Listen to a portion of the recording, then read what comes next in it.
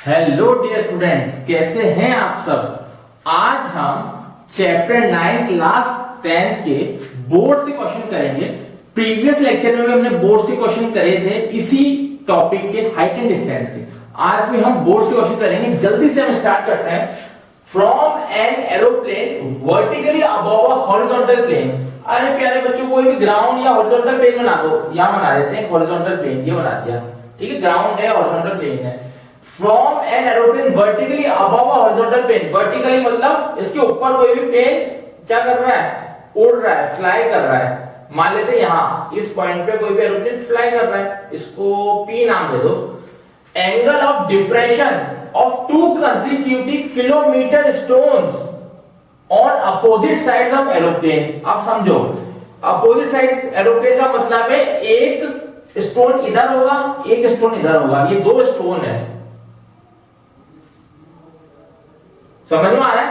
मतलब एरोप्लेन ये ना, उसकी एक साइड में एक स्टोन है, यहाँ पे ग्राउंड पे एक स्टोन इस साइड है, ग्राउंड पे इस साइड क्यों कर रहा हूं, इस साइड अपोजिट साइड लिखा हुआ इसलिए कर रहा हूं। और दोनों के बीच का डिस्टेंस कितना है, किलोमीटर, मतलब 1 किलोमीटर। इन दोनों के बीच का डिस्टेंस क्या है, 1 km, ठीक है। ये स्टोन्स है, they are stones.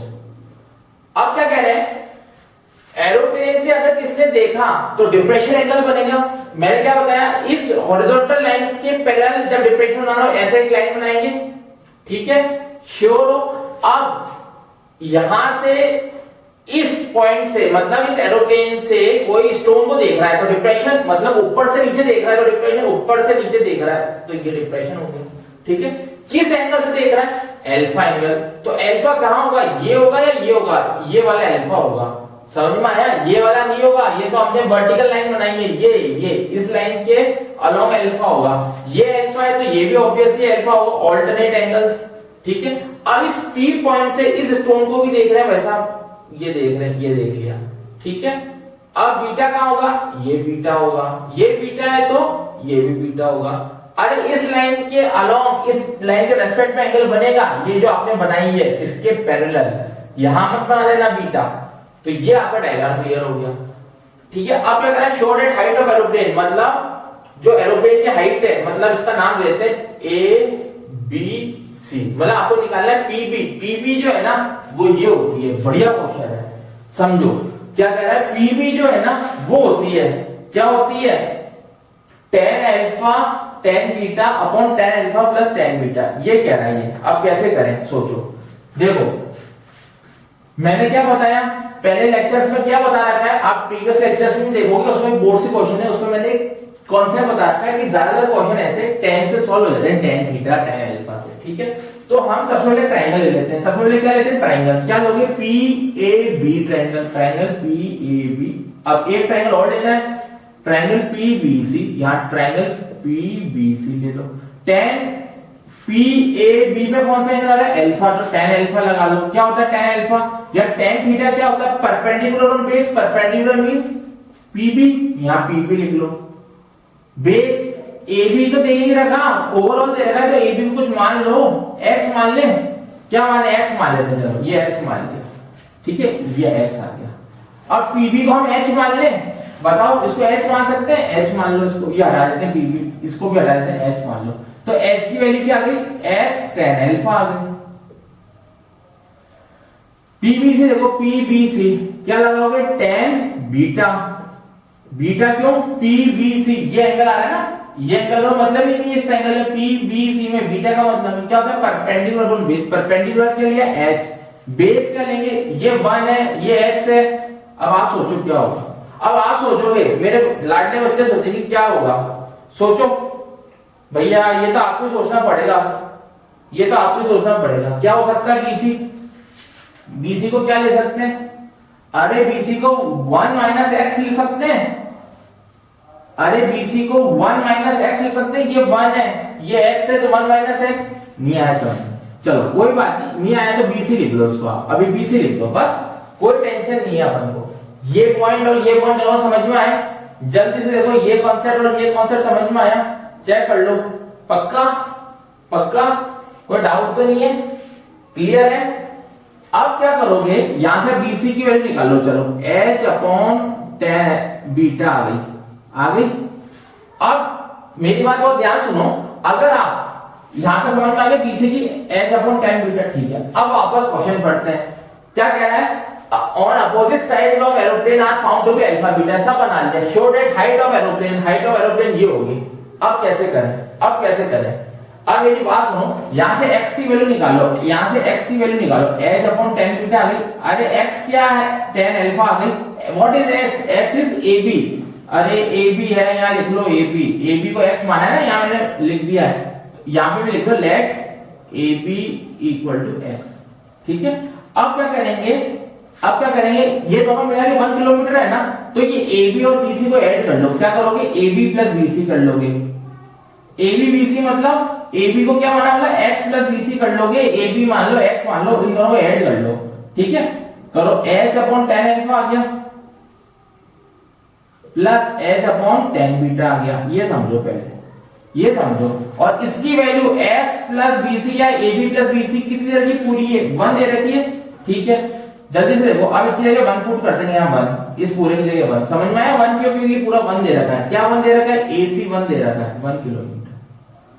h upon tan alpha और h upon tan beta, LCM ले लो भाई साहब।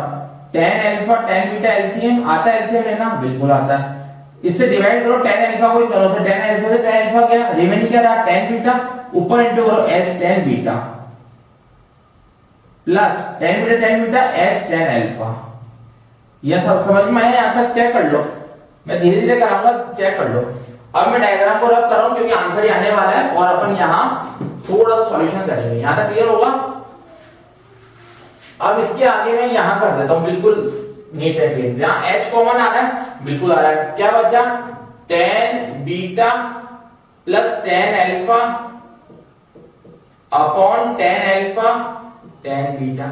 अरे क्या निकालना है आपको, h को निकालना, हाइट निकालो, यहां से क्रॉस मल्टीप्लाई कर दो, 1 को इससे इंटू करो tan अल्फा tan बीटा और डिवाइड कर दो किससे, tan beta plus tan alpha.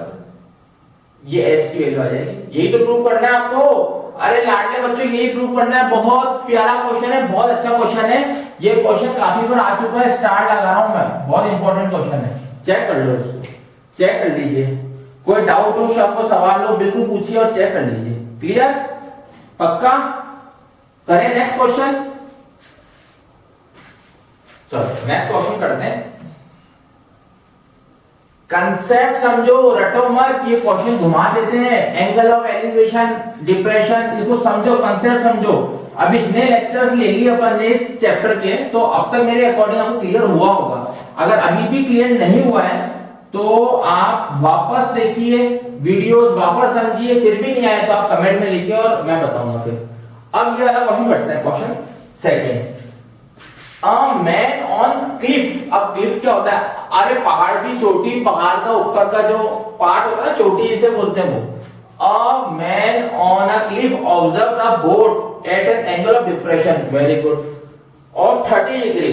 अरे ये कोई क्लिफ है, ठीक है, ऐसे मान लो ये ग्राउंड है, ये रहा, थोड़ा सा ऐसा बना दे, रुको एक थोड़ा सा मैं इसको साइड में बनाऊं ताकि लिखने की जगह रहे अपने पास। ये कोई भी क्या है, ये क्लिफ है, ऊपर कोई चोटी पे बैठा हुआ है, एक पर्सन, एक आदमी, कोई भी बैठा हुआ है। अरे मैं ही बैठा हुआ हूं, ये समझ लो। अब वो क्या करना है, observe a boat at an angle of depression 30 degree which is approaching the shore to the point. अरे सर कोई बात नहीं, बहुत इजी क्वेश्चन है। ये कोई बोट है, नीचे कहीं पे भी यहाँ बोट है, उसको ये ऊपर से देख रहा है। अरे प्यारे बच्चों, जो ऊपर से नीचे देखता है तो एंगल ऑफ डिप्रेशन होता है। तो हम पहले ये एक इमेजिनरी लाइन बनाएंगे, स्किप पैरेलल, याद आया। अब ऊपर से नीचे देख रहा है, क्या कर रहा है, ऊपर से नीचे देख रहा है, तो क्या होगा, एंगल ऑफ, जल्दी बताओ, एंगल ऑफ, ऊपर से नीचे देख रहा है तो एंगल ऑफ डिप्रेशन। क्लियर। अब आगे बढ़ते हैं। ये कह रहा है कितना, 30 डिग्री डिप्रेशन है, ठीक है भाई साहब। 30 डिग्री मतलब कहीं ना कहीं यहाँ बोर्ड को ऊपर से नीचे देख रहा है, यहाँ देख लो, यहाँ देख रहा है, तो ये कितना है, 30 डिग्री। ये 30 है तो ये कितना होगा, 30 डिग्री। यहां तक समझ में आया। आगे बढ़ते हैं। Which is approaching the shore to a point beneath the observer with uniform speed, ठीक है। 6 minutes later, 6 मिनट बाद the angle of depression of both is 60 degree. अब ये क्या हो जाता है एंगल ऑफ डिप्रेशन, यहां पर 30 था, अब कह रहा 60 हो जाता है, यहां 60 बना दो, यहां 60 बना दिया, मतलब ये 60 डिग्री। समझ में आया? मैं डायरेक्ट क्यों बना रहा हूं, क्योंकि मैंने प्रैक्टिस करी है, मेरे को पता है इसलिए। लेकिन आपको डायरेक्ट नहीं बनाना, आपको पहले ऊपर बनाना है 60, फिर उसको ऑल्टरनेट लिखना नीचे 60 डिग्री। समझ में आया? इसका मतलब क्या है कि 6 मिनट बाद, पहले इधर था, 6 मिनट बाद इधर आ गया, the angle of depression 60 degree आ गया। अब मेरा time, find the time taken by boat to reach shore. इसको शोर पे पहुंचने कितना टाइम चाहिए होगा? अच्छा क्वेश्चन है, वेरी इंपॉर्टेंट क्वेश्चन है। पहले इसको क्वेश्चन को समझो, डायग्राम को समझो, फिर आगे चलेंगे। क्या कह रहा है ये कि ऊपर से कोई देख रहा है, तो एक बार 30 डिग्री डिप्रेशन में देख रहा था, 30 ऑल्टरनेट हो गया, फिर कह रहा है 6 मिनट बाद बोट इधर आती है तो देखता है 60 डिग्री एंगल डिप्रेशन में बनता है। ये क्वेश्चन कह रहा है। पहले अच्छे से क्वेश्चन को रीड करो, वैसा बढ़िया से रीड करो, अच्छा क्वेश्चन है, इंपॉर्टेंट क्वेश्चन है। अब पढ़ना स्टार्ट करें। सबसे पहले इसमें दो ट्रायंगल बन रहे हैं। कौन कौन से बन रहे हैं? इन ट्रायंगल ADB और ट्रायंगल ACB। लगा दो 10, 30, 10, 60। याद आया? अरे इतने क्वेश्चन कर लिया अभी तक, आपको याद हो गया होगा। 10, 60, 10, 30 क्यों लगा रहे? tan थीटा क्या होता है? Perpendicular upon base AB upon DB। इसका क्या होगा? AB अपॉन 60 का BC। क्यों हुआ? अरे BC क्यों लिखा? यहां तक चाहिए ABC, ये ट्रायंगल है तो परपेंडिकुलर अपॉन बेस। चेक करो इसको, बिल्कुल धीरे धीरे करवा रहा हूं, चेक करो जल्दी चेक करो। tan 30 की value 1/√3 equal to AB upon DB।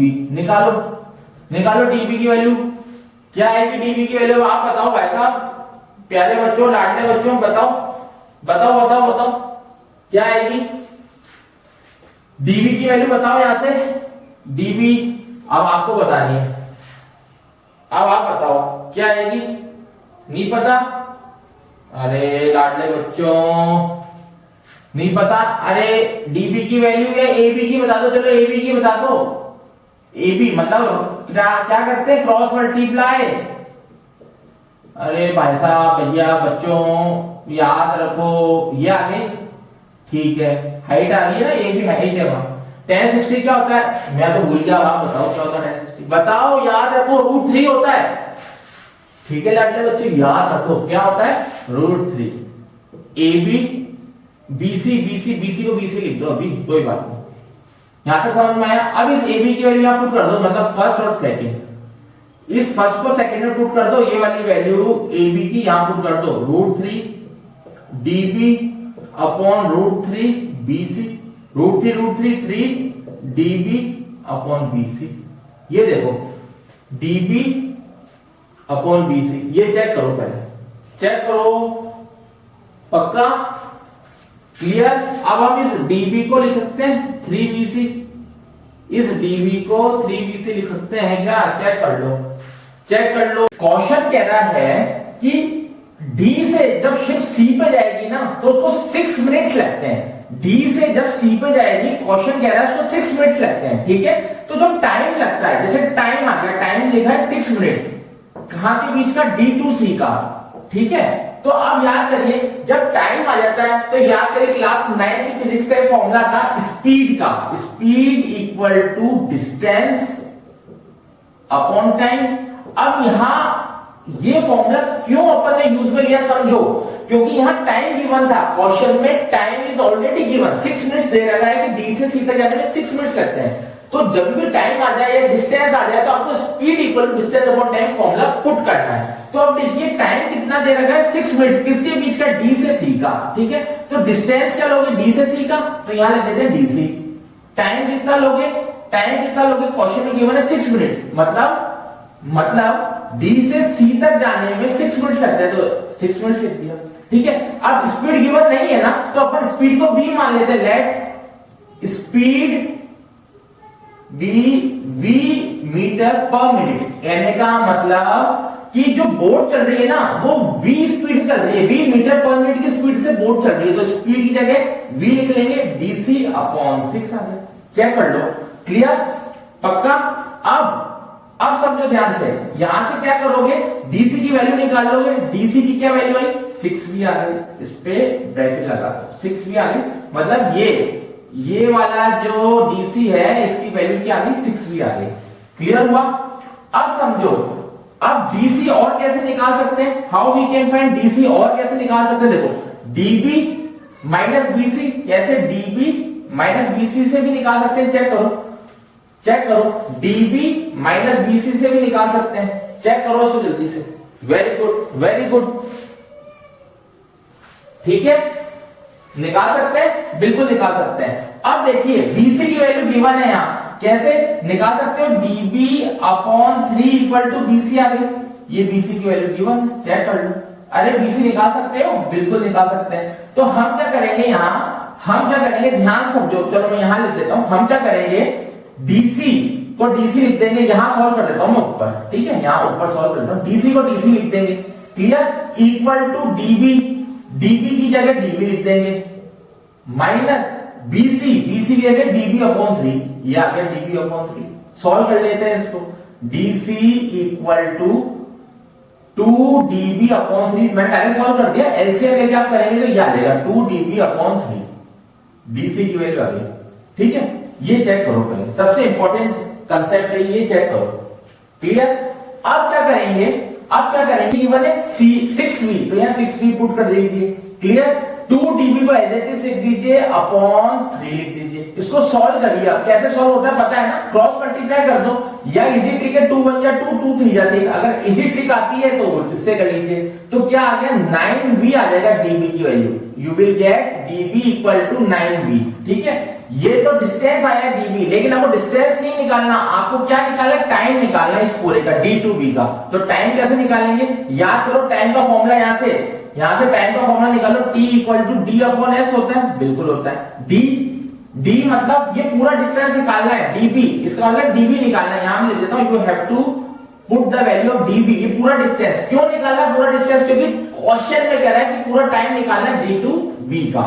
Speed, speed कितना माना था हमने, v माना था, v लिख दीजिए, ठीक है, ये टाइम निकालना है अपन को। dB की वैल्यू कितनी आई है 9v, तो ये 9v रख दीजिए अपॉन v, ठीक है, तो v से v कैंसिल, तो यू विल गेट 9 मिनट्स, तो टाइम कितना आ गया 9 मिनट्स आ गया, ठीक है। तो ये हमारा क्वेश्चन बहुत इंपॉर्टेंट क्वेश्चन है, क्लियर, आपको अच्छे से समझना है। और आज ये height and distance chapter complete हो गया। नेक्स्ट टाइम पे हम नेक्स्ट चैप्टर स्टार्ट करेंगे। जो भी मैं अभी तक करवाया है इस चैप्टर में सारे बोर्ड्स के, प्रीवियस बोर्ड्स के क्वेश्चन करवाए, आपको फोकस करके समझना है, ठीक है। तो आप अपना ध्यान रखिए और घर पे जरूर पढ़ाई करते रहिए। Thank you.